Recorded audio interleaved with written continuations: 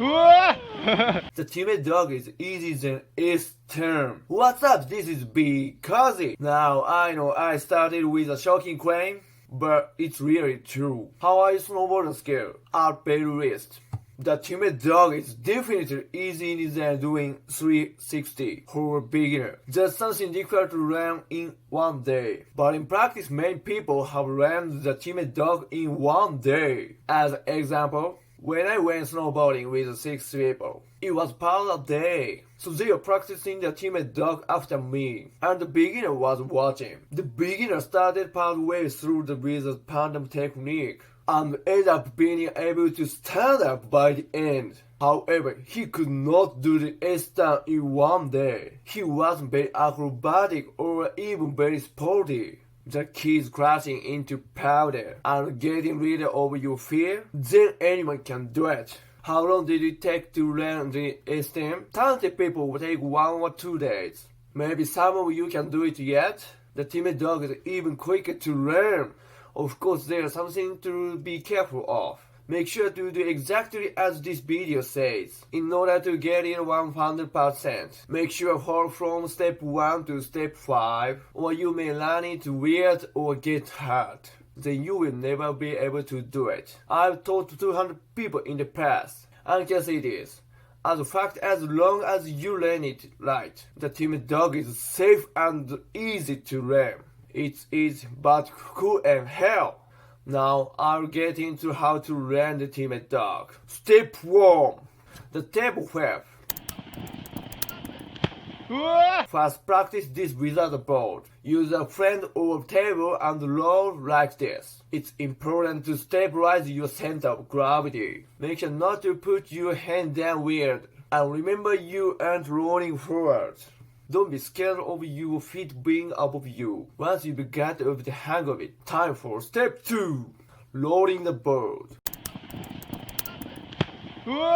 This is where we finally pick up the board, but don't slide yet. Put the board on and make sure you can shift your weight to the tip. This is harder than it looks. It's easy to shift elsewhere, like your heel or toes. Make sure to put your center of gravity in the middle of the board.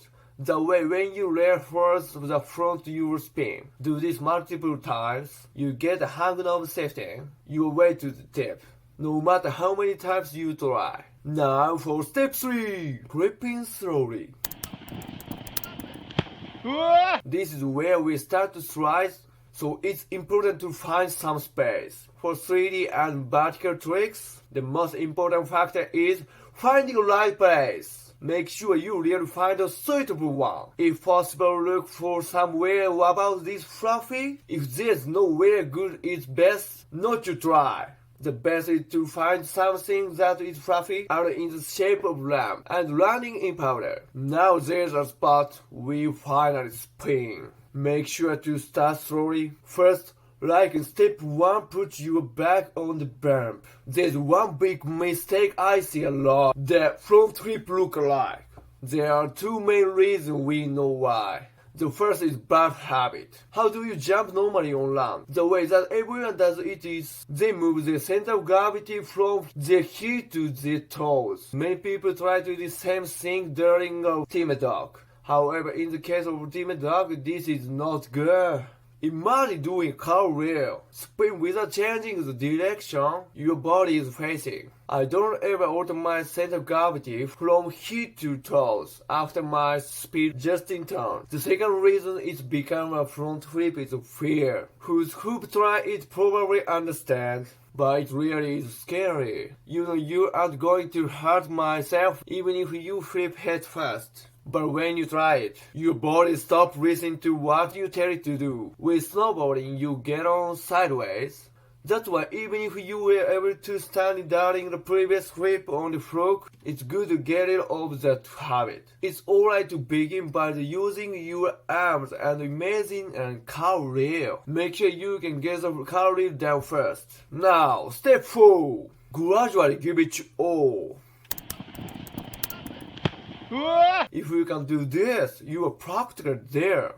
There are many who can stand on step 3 as long as there is somewhere to fall. If there's not enough spin, make sure to increase it little by little. Move your center of gravity greatly, swing your hands, arms, even your head. Once you're mid-air, become as small as possible there. Will help with your landing. As long as there is enough of a hold. There's a lie that many people tell. When you see the ground, widen your stance and land. Think of this as a lie.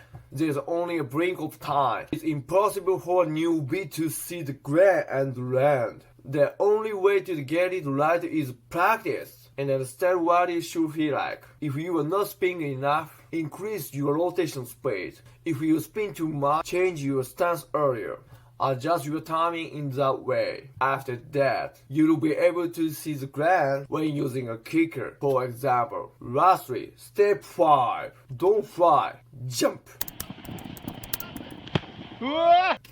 Basically, instead of letting the landscape control your jump, you have to also use your own body to do so. Until now, you've learned how to do it if there's falling space, but you want to learn how to do it anywhere, right? That's why this step is important. So you can do it as long as there is little gap.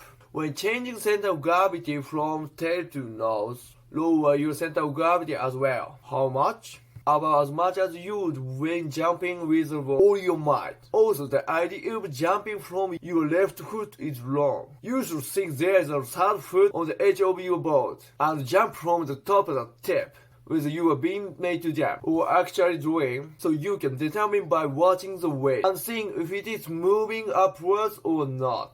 If you want to stick the landing in a place with very little space to fall, it's going to be difficult with the current idea of falling. You need to actually jump upwards and create your own space. However, that's for the future. Anyone who's never tried it, please forget step 5. At the beginning I said, the Tamedog is easier each time. This means even a beginner can do it. That's why for the beginner who doesn't have much control over the board, jumping at the tip lifting your waist impossible. However, step 5 will be helpful in the future. So please forgive me if I'm honest. Picking the right place and having the courage is enough to pull off the Tamedog. I myself only understood the meaning of step 5 2 years after succeeding at the Tamedog. 2 years, okay? During that period, I was able to pull it off on the kicker, and so it was easy. But now I know. The Tamedog I used to do was just physics and the landscape. I never actually jumped up. It was thanks to kicker. And for in space that I was able to pull it off. But something I could in the right place. That's why your first goal should be taking the landscapes in powder. Once you succeed, then focus jumping for yourself, making sure to jump right here. You'll achieve new heights and look better, gaining time to look at the camera and things. But remember, this is big first. For myself, there was no one to teach me, and it was very difficult to grasp the timing. Once you do, it really lifts you a lot, and you realize how different it is from before. Once you can Tamedog, you can slide anywhere on any board without really being nervous. Backflips are still a bit nerve-wracking though. Last but last, for those who are aware, this is something you can do before visiting the slope at home. Step 0. Cartwheel. It's easier if I show you. What do you think? Maybe you thought it looks easy, and at first, I thought the same. But let me tell you this. Nope. People who do it on the snow on the first try are very rare. Honestly, it's harder than the Tamedog. Then why are we doing it? You may ask. It's super important. You don't actually need to be able to complete at a cartwheel. If you practice the movement up to this point, you already understand the sideways movement that's needed for the Tamedog. The feeling of the springing from the edge of the board. This will come naturally through this exercise. I actually had a girl practice this while waiting on friends. The condition of the slopes were perfect. There was bump and high, the landing powder. So even if you fail face first, you'll be fine. Listen what we just practiced. And told her and her try. And although the landing wasn't super perfect, she was able to flip and fall, board down. And it was only her first year of snowboarding. Of course, she wasn't able to do the cartwheel completely. She was able to put her left hand on the ground and lift herself about 30 centimeters. Land on both hands. That's why the cartwheel is so important. And if you try it, you will understand how difficult it is to do. Many people can't even lift their board off the ground, or even put their hands on the ground. If you will try something easier, I suggest practicing this on the mat or grass. Some are less slippery, which makes it a lot easier. If you are serious about getting the Tamedog in a one day, I suggest working on this first. Practicing on the artificial grass on the side of the slopes, and getting into a point where you are able to lift the board even a bit and you are good to go. But you fear and dive straight into the powder. The good part about the Tamedog is that it's super cool even if you fail. Wow! Did that person just flip vertically? Even from a newbie, it's super impressive. And practice is fun. What else this world is better? Just choose right place and time. And anyone can do it. There's no risk if you fail. And if you succeed, you are one in 1,000. Is there any reason not to do it, guys? I thought really hard and could only come up with 2 negatives.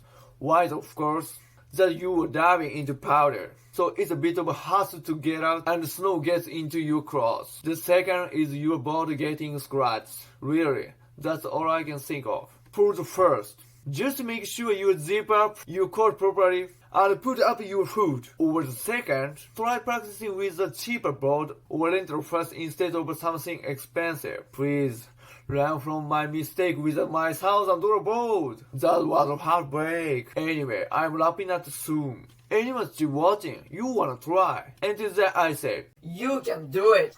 during one season, there are few days with a lot of powder that make you think, This is awesome! right? So on those days, instead of just trying, if you want to do something cooler, I suggest trying when you find a bump. Bring your friends, do it together. If they're scared, show them this video on the left and tell them that Anyone can do it! let's bury ourselves in the powder and have fun snowboarding. People who are really set on learning this may make their own bumps and practice the Tamedog on that one course. And of course there's the time you wait on friends, right? You should rest a little.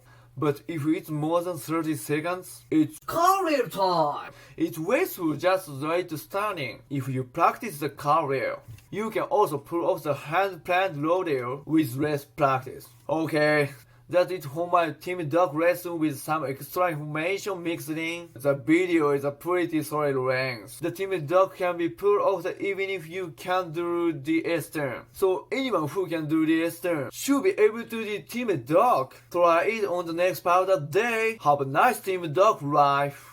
Goodbye.